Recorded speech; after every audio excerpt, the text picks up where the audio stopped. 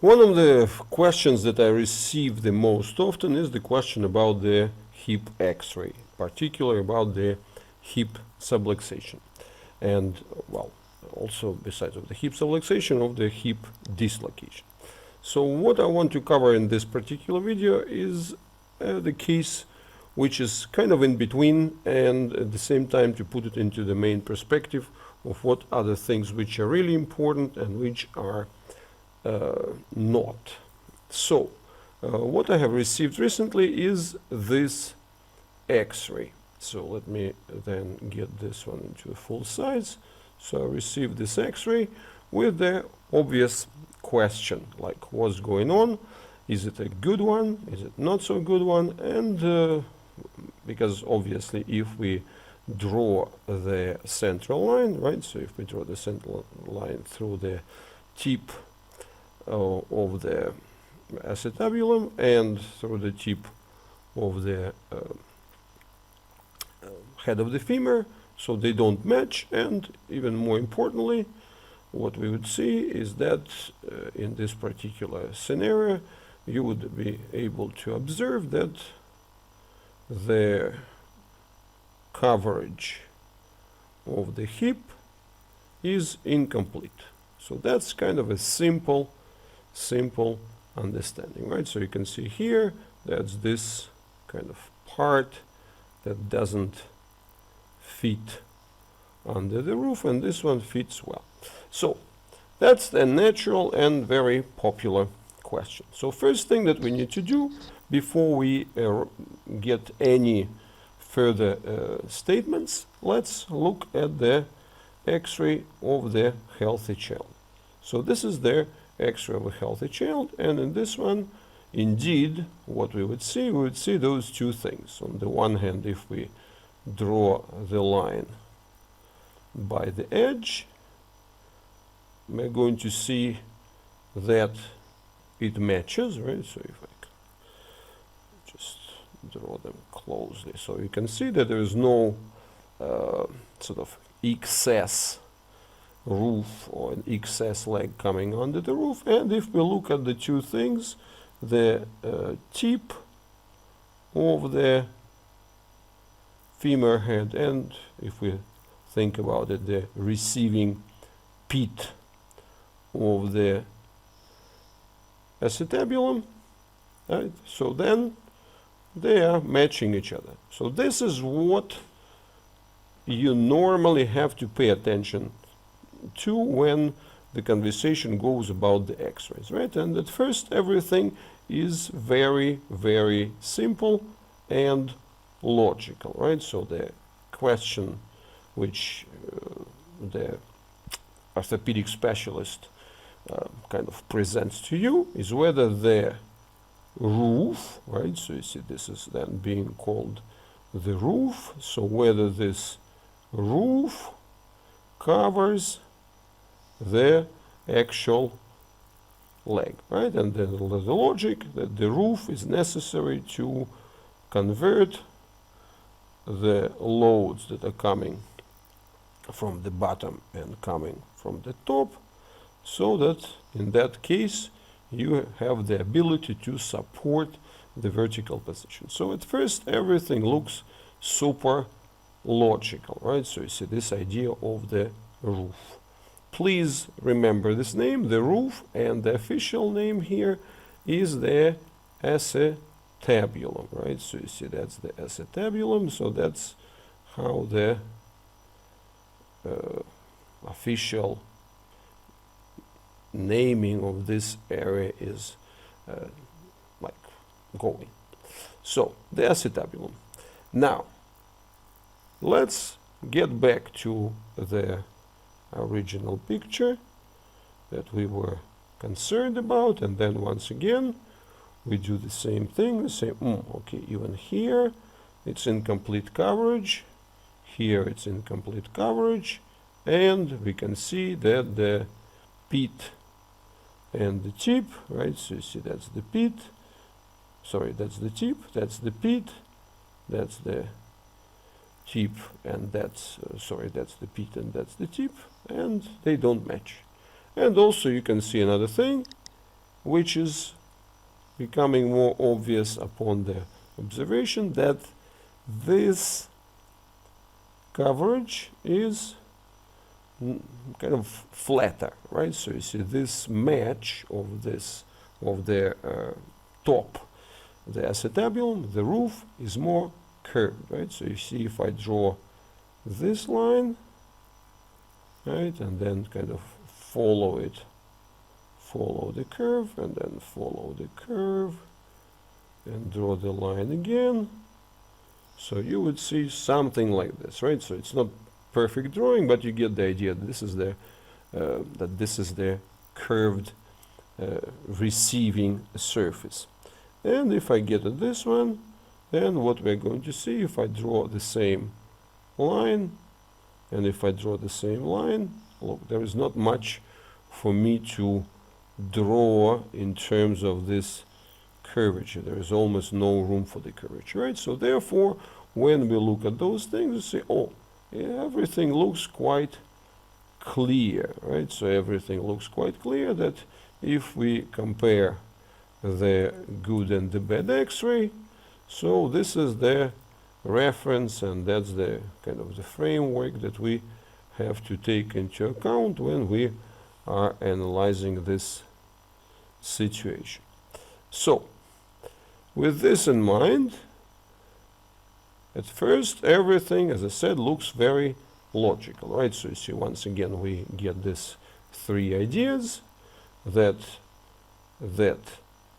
it's too flat, that it doesn't fit, and that there is no match between the tipping point and the, you know, the pit that it fits into. So that would be the problem number 3. So that's what usually comes into the conversation, and that's how you interpret the whole thing. And kind of, you know, at this point everybody nods and says, well, you know, isn't it obvious that in order to stand you need to have this roof? If your roof doesn't match very well to the vertical lines, then of course you would have problems.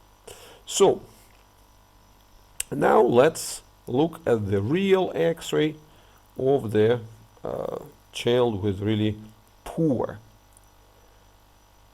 situation, which formally speaking shows the same type of the problem, but in reality it's a lot more significant.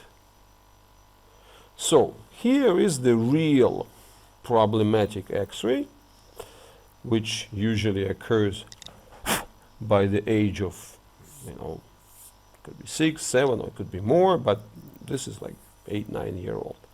So what we have to see here is, at first, you know, like this is a dramatic aggravation of the situation which we already understood and which we already heard about, right? So you see, that's where you can see this drawing, right? So you see, this drawing is showing you an obvious mismatch, so that the roof doesn't cover the hip, and then it's extremely flat, and of course, you know, if this is the tip and this is the pit, they don't match each other, and this distance shows us that we are dealing with the dislocation.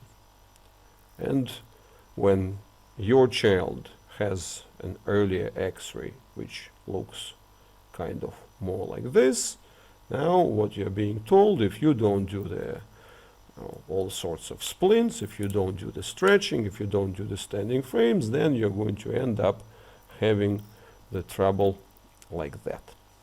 So this is where you are in your kind of along the track that you're being led to. So, and now we are going to look at the same thing from a completely different perspective. So what I'm inviting you to look at is actually to look at it more closely and more specifically. And in this video, I'm not even going to talk about the pelvis. That's the subject of a separate conversation. So here we're going to talk about the legs, about the leg bones as such. So first point that we can see here is, of course, the difference of the angles. Right, so that's the first point that we'll see, that this is more vertical as opposed to being already curved. That's one first point. But the second thing which really strikes the eye is the big difference. You see here on this bad X-ray, what you're observing? You are observing this strange prominences. And if you look here, there is almost nothing. Now, if you look at this one, you see, well, you know, that's an obvious difference. There's an obvious inversion. Now, if I am to bring in the healthy X-ray, so then what we're going to see with the healthy X-ray, you are going to see this, right? If you compare it with a healthy X-ray, you are going to observe a very clear thing. So this is an X-ray of a 5-year-old, and even for a 5-year-old, what are you seeing? You're seeing huge presence.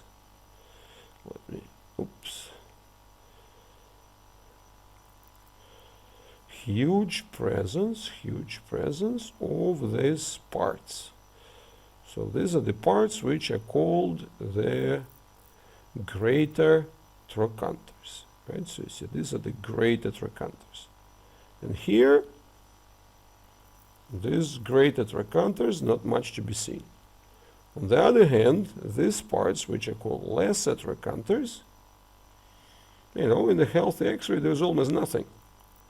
But in the child with SCP, what you're seeing, huge presence of those lesser trochanters. So in fact, if you look here, you would understand this is called greater, right? So you see the big one, and this is a lesser, so it's a small one. But in reality, what we're observing, the opposite. So the greater actually is lesser, and the lesser is greater. The situation completely inverts. So to understand what's happening, we need to look at the anatomical pictures. And here are the anatomical pictures. So what are you seeing here is the typical zoom into the triangle of the iliopsoas, right? So you see this is what is called here. This is the iliacus muscle, this is the psoas muscle, and together they are called the iliopsoas, right? So you see that's the name that is given to the whole thing. So, and what are you seeing? Seeing an interesting thing. This is the attachment that the iliopsoas has. Where is it?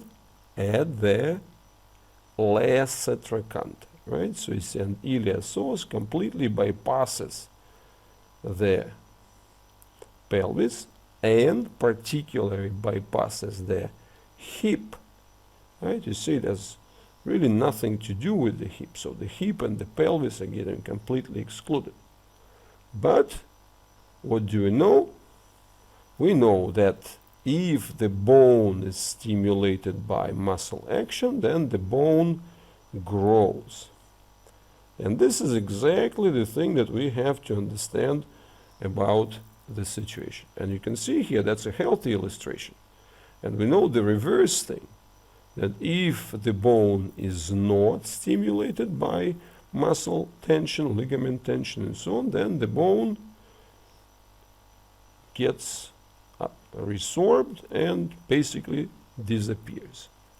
So when we look at this X-ray, right, this scary X-ray, what shall we conclude here in this scary X-ray? We have to conclude that there are no good stimuli which are happening at the greater trochanters, and there is a lot of bad stimuli, a lot of forces which are arriving at the lesser trochanters. So that's really the main thing that you need to understand about the whole point.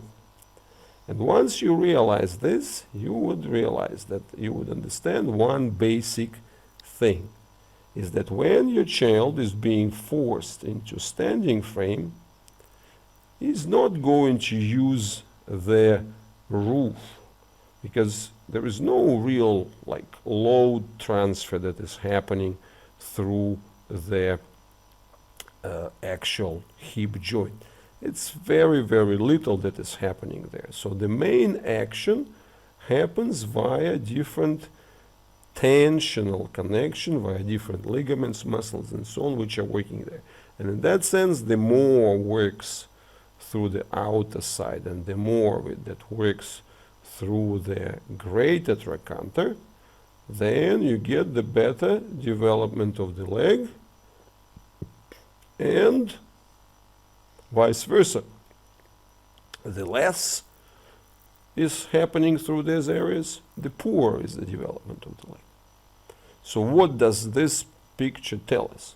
This picture tells us that if we put this person into the vertical load or any other, say, sitting load, what you would see? You would see that this triangle would fire.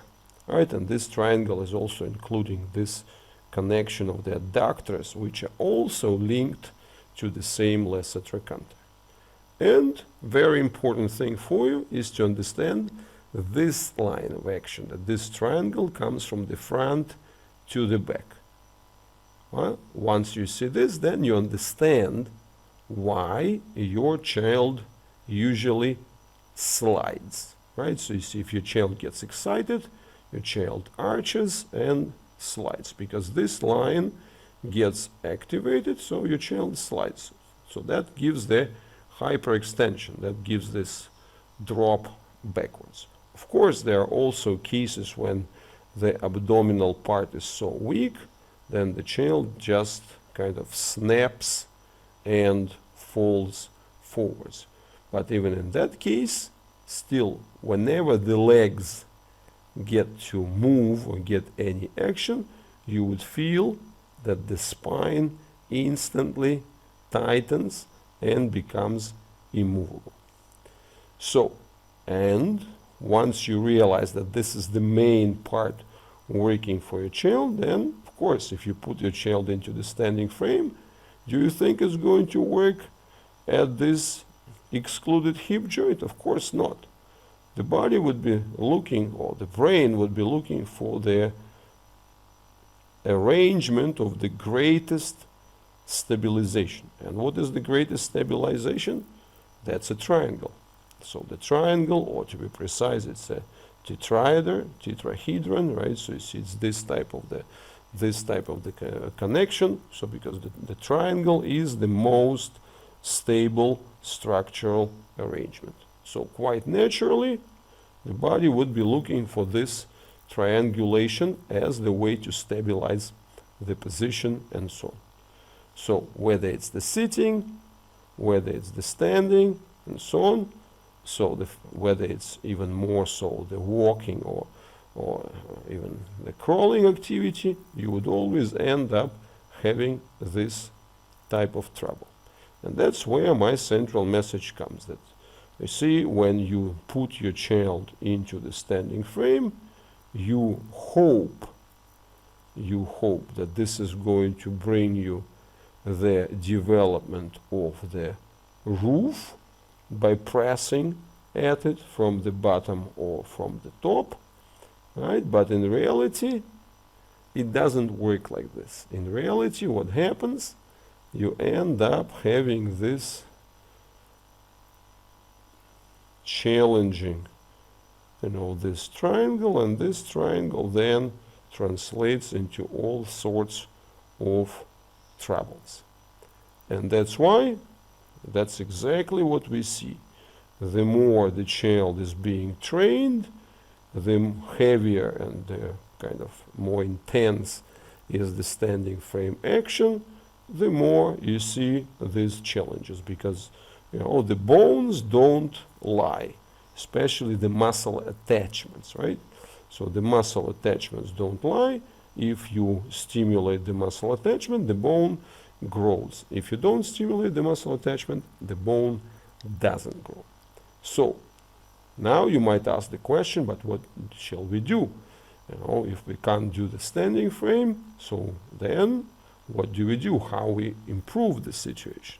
And the answer is in the beginning of our conversation. Remember I said that we should think about it. When we discuss the acetabulum, we should not think about the acetabulum as the roof. So because in fact it's not the roof, it's the lip. Right? You see, once again, although when you look at it straight, you think that it's a roof, but it's not the roof. In reality, it works in this diagonal fashion, it works in these connections, so it works as the lip. So whichever movement the leg has, it always stimulates this lip. So the roof, it is not, it is the lip. Let me illustrate this for you by showing you the obvious pictures.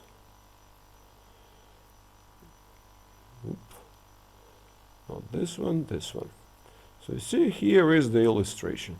That's how the hip looks like. See, that's a closer view. See, all those are the ligaments and capsules. And you can see how the fibers are working here. See, the fibers, they go at all angles, like this, like this, like this, like this. So it's kind of effectively, it's like a fan that covers that much, right? So you see all those orientations are possible. So it's working throughout any position of the leg, whether you're lying down, whether you're sitting, whether you are, you know, whatever, doing anything. And as this picture shows you, see, that was more the surface coverage and the deeper ligaments, but then here is the illustration that shows you multiple layers there. And that's exactly what you see. So that's the capsule, the deeper layer.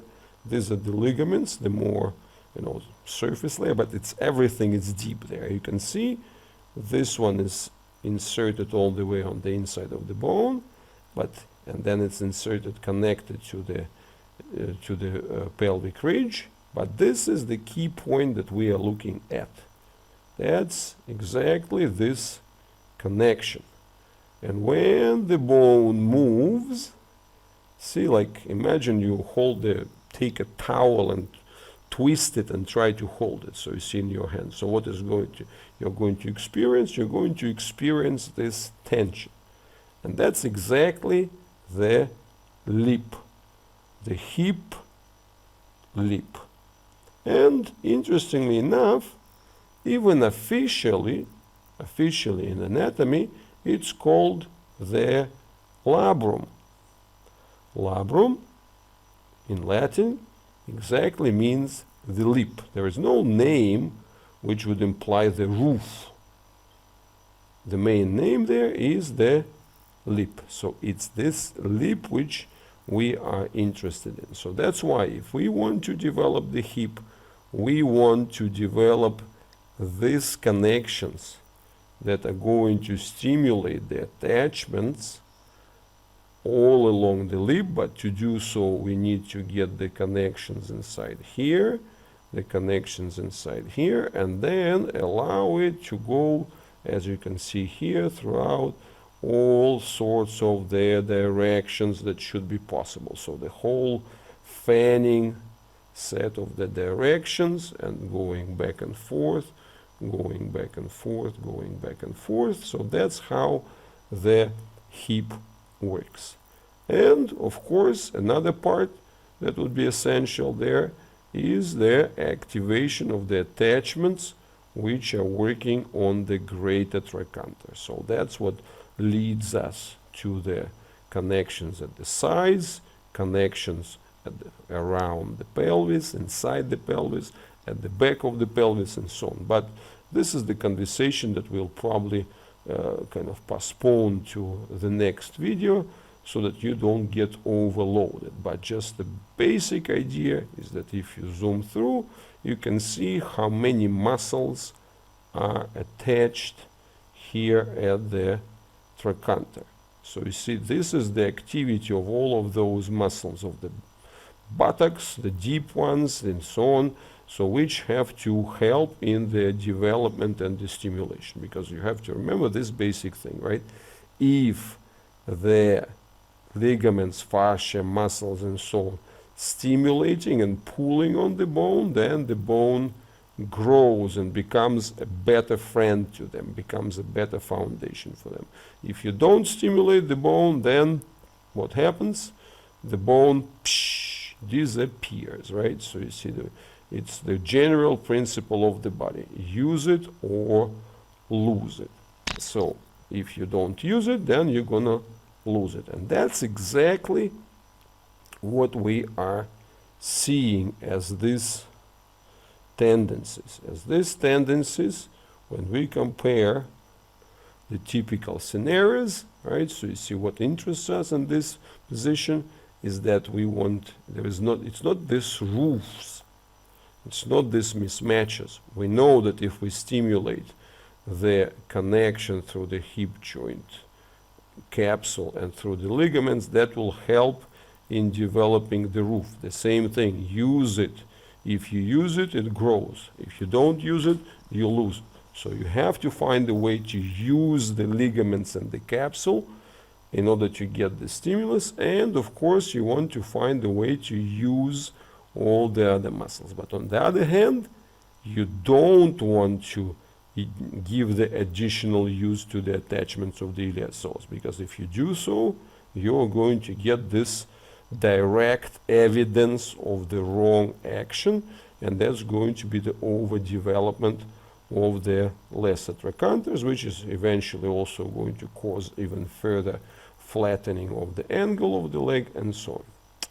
So that's, well, it turned out as a relatively long video, but I hope that I kind of managed to give you the basic idea of what is important. And with ABR, of course, this is the strategy that we follow, and that allows us to get this considerable improvement in the hip developments.